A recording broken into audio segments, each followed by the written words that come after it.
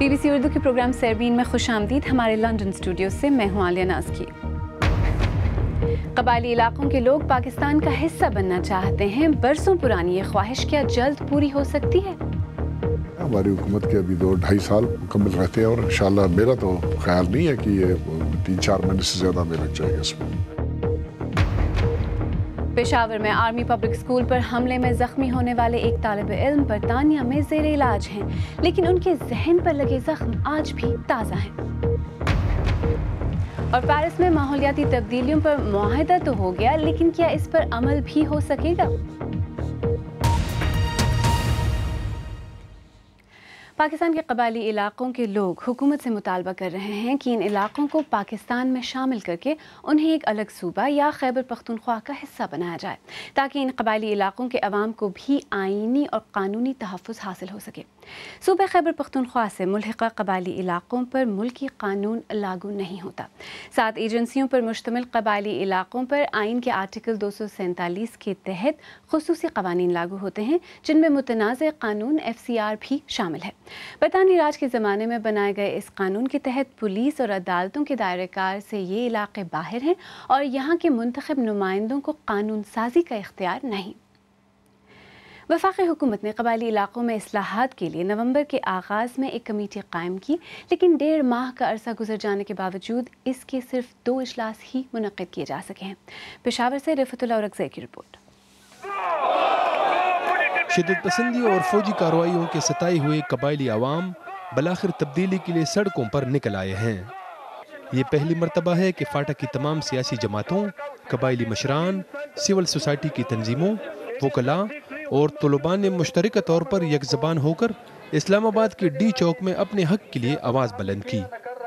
یہ جو سامنے پارلیمنٹ آپ کو نظر آ رہا ہے، اس پارلیمنٹ میں فاٹا کے حوالے سے قانون سازی نہیں ہو سکتی آرٹیکل 247 کلاس 3 کے مطابق. پھر مجھے بتائیں یہ جو آپ نے 12 MNAs اور 8 سینیٹر کس لیے بٹھائے ہوئے؟ یہ تو سمبولک ہو گئے. 100 سال سے اوپر ہو گئے فاٹا پر ایک ظالمانہ قانون نافذ ہے FCR، اور وہاں کوئی حقوق نہیں ہے، انسانی حقوق بھی نہیں ہے، کوئی سہولیات نہیں ہے. پاکستان کے دوسرے شہر کو جو سہولیات حاصل ہے وہاں فاٹا میں نہیں ہے. ہم چاہتے ہیں کہ ابھی فاٹا کو انتظام کو تبدیل کیا جائے. قبائلی علاقوں میں کون سا نظام ہونا چاہیے؟ اسے خیبر پختونخوا کا حصہ بننا چاہیے یا اسے الگ صوبے کا درجہ ملنا چاہیے یا وہاں منتخب کونسل تشکیل دی جائے؟ اس بارے میں رائے منقسم ہے. ہم یہ بات بار بار کہتے ہیں کہ خدا کے لیے قبائلیوں کو انسان تسلیم کرو، قبائلیوں کو پاکستانی تسلیم کرو، اس کو پاکستان کا حصہ بناؤ، اس کو پاکستانی تسلیم کرو. ایسا نہ ہو کہ پھر بنگلہ دیش جیسا دوسرا سانحہ رونما ہو. تو یہی پنجاب ذمہ دار ہوگا، یہی قوتیں ذمہ دار ہوں گی جو کہ اس ریفارمز کو، اس بل کو کامیاب ہونے نہیں دیتا. فاٹا میں اصلاحات کے لیے پہلی بھی کئی مرتبہ حکومتی کمیٹیاں بنائی گئی تھیں، لیکن اس ضمن میں تاحال کوئی پیش رفت نہیں دیکھی گئی ہے. یہ کمیٹی بھی بظاہر محض قومی اسمبلی کے اسپیکر کے انتخاب میں فاٹا اراکین کے ووٹ حاصل کرنے کی کوشش دکھائی دیتی ہے. لیکن اس مرتبہ دیکھنا یہ ہے کہ قبائلیوں کے حقوق کی جستجو دائمی ہے یا پہلے کی طرح بظاہر ایک وقتی اقدام.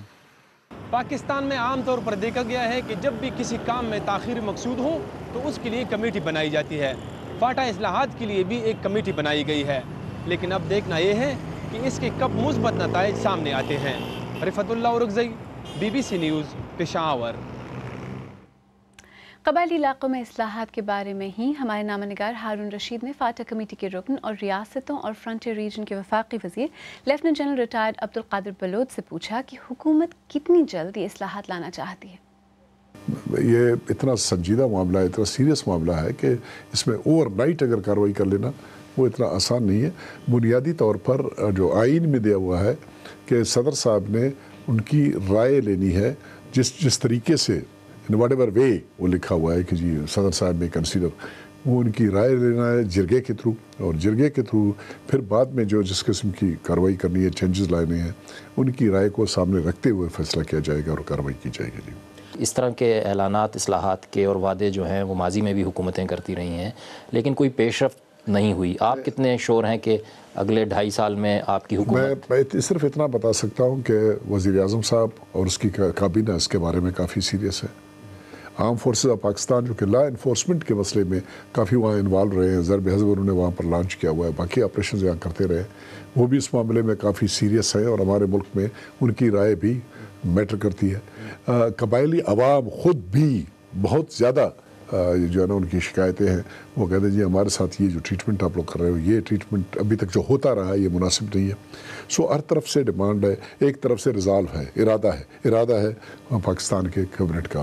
तो आप समझते हैं कि आपकी हुकूमत के ख़त्म होने तक फाटा के स्टेटस का कम से कम कोई फ़ैसला हो जाएगा? आप बहुत ज़्यादा लंबा कर रहे हैं, हमारी हुकूमत के अभी 2-2.5 साल मुकम्मल रहते हैं और इंशाल्लाह मेरा तो ख्याल नहीं है कि ये 3-4 महीने से ज़्यादा में लग जाएगा इसमें। हमारे रिकमेंडेशंस इंशाल्लाह, मेरी अपनी ज़ाती कोशिश होगी इस कमेटी में मैं अपनी राय दूँ और प्रेस करूँ और प्राइम मिनिस्टर साहब के इरादे को सामने रखते हुए हम 2-3 महीने के अंदर अंदर we should come to a conclusion. और एक जो शिकायत की जा रही है कि इस कमेटी में फाटा की नुमाइंदगी कोई नहीं है, वो आप समझते हैं जायज़ एतराज़ है? ये मुनासिब नहीं है ये बात करना। फाटा की वो नहीं है, बुनियादी तौर पर फाटा के बारे में न्यूट्रल लोगों ने फैसला करना है। कल फाटा के तमाम कौमी असम्बली के मेंबरान को बुलाया गया था, फाटा के तमाम सेनेटर्स को बुलाया गया था, उनकी राय ली गई। इसके बाद जो नॉन इलेक्टेड हैं, मलिक और बशर हैं, जितनी बड़ी तादाद है जो इनका तरीका रिवाज जो आइन में दिया हुआ है, उनकी राय लेंगे, हर एजेंसी में जाएंगे, जाके उनकी राय लेंगे। ये जब उनकी राय ले गए, फाइनली आ गए किसी कंक्लूजन पे हम पहुँचे, फिर एक लोए जिरगा होगा जिसमें तमाम एजेंसियों के तकरीबन बड़ी तादाद होती है, इनके 1000, 1500, 2000 में ये लोग होते हैं और उन तमाम को लेके वो तजावीज़ उनके सामने रखे जाएंगे। उनकी अप्रूवल के बाद फिर ये चीज़ें कैबिनेट में पुटअप किए जाएंगे उनकी अप्रूवल के लिए। लेकिन वहाँ पर क्रिमिनल माफियाज़ हैं, स्मगलिंग गैंग्स हैं, जो ब्यूरोक्रेसी है वो काफ़ी अपोज रही है वहाँ पर। FCR जैसे काले कानून में तरमीम तक को वो नहीं मानते कि इन इलाके के लोगों को चलाने के लिए यही कानून चल सकता है, तो उनको कैसे काउंटर करेंगे? नहीं, मेरे ख्याल में ये कोई बात नहीं है, कुछ भी नहीं है। क्रिमिनल अगर कोई आप समझते हो कोई है या बफर्ज माल स्मगलर्स है या कोई ये जो परमिट माफिया के लोग हैं, तो नंबर इज़ वेरी लिमिटेड, बहुत थोड़े हैं लोग, ठीक है। और इलावा इसके जहाँ तक पॉलिटिकल इसका ब्यूरोक्रेट्स का ताल्लुक है, ब्यूरोक्रेट्स इतने बड़े स्ट्रांग नहीं हैं कि वो हमारी राय के ऊपर उनका कोई असर पड़े। हम काफ़ी सीनियर लोग। Lieutenant general retired Abdul Qadir Bloch से हारून रशीद ने बात की। आइए अब दीगर अहम मौज़ूआत पर एक नज़र डालते हैं। फ्रांस की इंतहाई दाएं बाजू की जमात नेशनल फ्रंट को, जो तारकीन वतन के हवाले से सख्त गिर मौक़िफ़ रखती है, इलाक़ाई इंतख़ाबात के दूसरे मरहले में बुरी तरह शिकस्त हुई है। पहले मरहले के इंतख़ाबात में नेशनल फ्रंट सबसे कामयाब जमात के तौर पर उभरी थी। देखिए अतर काज़मी की रिपोर्ट। पहले मरहले में कामयाबी की नई बुलंदियों को छूने के बाद नेशनल फ्रंट दूसरे मरहले में किसी भी इलाके में जीतने में कामयाब नहीं हुई है। अगरचे जमात ने पहले जितने ही वोट लिए हैं, लेकिन उसकी मुखालफत में पड़ने वाले वोटों में इजाफा हुआ है। इसकी वजह रिपब्लिकन और हुक्मरां सोशलिस्ट जमात के वोटरों का एक ख़ास हिकमत अमली के तहत वोट डालना है। साबिक सदर सरकोजी की जमात ने सबसे ज़्यादा इलाकों में कामयाबी हासिल की है, जबकि हुक्मरां सोशलिस्ट जमात दूसरे नंबर पर आई है। फ्रांस के वज़ीर आज़म का कहना है कि इंतखाबात के नताइज उनकी जमात के लिए भी वार्निंग हैं। इन नताइज से जीत का पैगाम नहीं लेना चाहिए। इंतहाई दाएं बाजू के जीतने का खतरा अभी ख़त्म नहीं हुआ है। मैं पहले मरहले के नताइज को भूला नहीं हूँ। नेशनल फ्रंट की सरबराह मरी लपेन ने रिपब्लिकन और सोशलिस्ट जमातों पर इल्ज़ाम लगाया है कि उन्होंने नेशनल फ्रंट के खिलाफ साजिश की है। उनका कहना है कि नेशनल फ्रंट की शिकस्त दोनों जमातों की साजबाज का नतीजा है। पहले मरहले में नेशनल फ्रंट ने 1/4 वोट लिए थे और उनकी ये कामयाबी उनके मुखालफिन में इत्तेहाद की वजह बनी। अतर काज़मी, BBC न्यूज़। फ्रांस के दारुलहुकूमत पेरिस में वाक़ एक स्कूल में एक शख्स ने तेज़ धार आले से हमला करके एक टीचर को ज़ख्मी कर दिया है। हमले के वक्त हमला आवर ने बुलंद आवाज़ में कहा कि ये दाइश के लिए है और ये वार्निंग है। हुक्काम का कहना है कि 45 साला टीचर को हस्पताल मुंतकिल कर दिया गया है, जहाँ वो गर्दन पर आने वाले ज़ख्मों के लिए ज़ेर इलाज हैं। पाकिस्तान के कबायली इलाके कुर्रम एजेंसी में इतवार को होने वाले बम धमाके के बाद 3 रोज़ा सोग का ऐलान किया गया है। पाराचनार में होने वाले इस धमाके में 24 अफराद हलाक और 70 से ज़्यादा ज़ख्मी हो गए थे। और ऑस्ट्रेलिया में एक अदालत ने दर्द की दवा न्यूरोफिन बनाने वाली कंपनी पर सार्फिन को गुमराह करने का इल्ज़ाम लगाकर इसकी कुछ मसनूआत की फ़रोख्त पर पाबंदी लगा दी है। कंपनी पर इल्ज़ाम है कि वो एक ही दवा को दर्द की मुख्तलिफ इक़साम के लिए मुख्तलिफ कीमतों में बेच रही है। آئیے اب دیکھتے ہیں کہ ہماری ویب سائٹ پر آپ کن خبروں میں دلچسپی لے رہے ہیں۔ انڈین وزیر خارجہ سشما سوراج کا پاکستان کے ساتھ مذاکرات کو اہم قرار دینے اور سابق گورنر پنجاب سلمان تاثیر کے قتل کیس میں سزائے موت پانے والے مجرم ممتاز قادری کی نظر ثانی کی اپیل سپریم کورٹ میں مسترد ہونے کی خبر قارئین زیادہ پڑھ رہے ہیں۔ آپ BBC اردو کا پروگرام سیربین دیکھ رہے ہیں۔ پروگرام میں آگے چل کر دیکھیے گا برمنگھم میں زیر علاج ایک بچہ پشاور میں اسکول پر حملے کو کیسے یاد کرتا ہے، اور ماحولیاتی تبدیلیوں پر پیرس میں ہونے والے معاہدے پر عمل کتنا مشکل ثابت ہوگا۔